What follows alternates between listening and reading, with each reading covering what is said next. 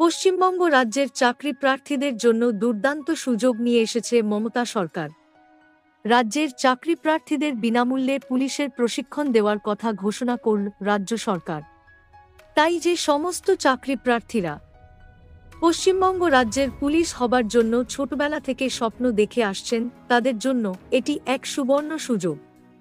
এই সুযোগ হাতছাড়া করতে না চাইলে আজকের প্রতিবেদনের মাধ্যমে প্রয়োজনীয় তথ্যগুলি এখনই জেনে নিন।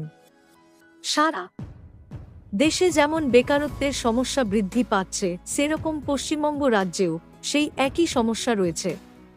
পশ্চিমবঙ্গ রাজ্যে যত ছেলে মেয়ে বর্তমানে পরীক্ষায় উত্তীর্ণ হচ্ছেন, সেই অনুপাতে চাকরি প্রদান করতে পারছে না সরকার।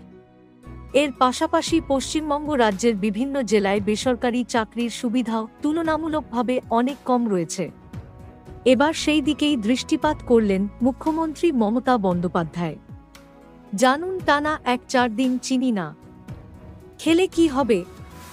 আপনার উপকার হবে না ক্ষতি হবে। ইতিমধ্যেই পশ্চিমবঙ্গে অষ্টম শ্রেণী পাস যোগ্যতায় প্রচুর পরিমাণ শূন্য পদে সিভিক ভলেন্টিয়ার ও হোমগার্ড পদে চাকরি প্রার্থীদের নিয়োগ করা হয়ে থাকে। এই পদগুলিতে পার্মানেন্ট পুলিশদের সহযোগিতা করাই হয় কর্মীদের মূল কাজ। প্রতি বছর হাজার হাজার শূন্য পদে এই নিয়োগ হয়ে থাকে। তবে বর্তমানে পশ্চিমবঙ্গ রাজ্যে ওবিসি সার্টিফিকেট সংক্রান্ত জটিলতার ফলে কোনোরকম বিজ্ঞপ্তি অফিসিয়াল ভাবে প্রকাশ করা হচ্ছে না।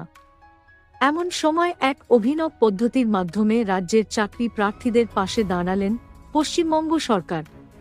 পশ্চিমবঙ্গ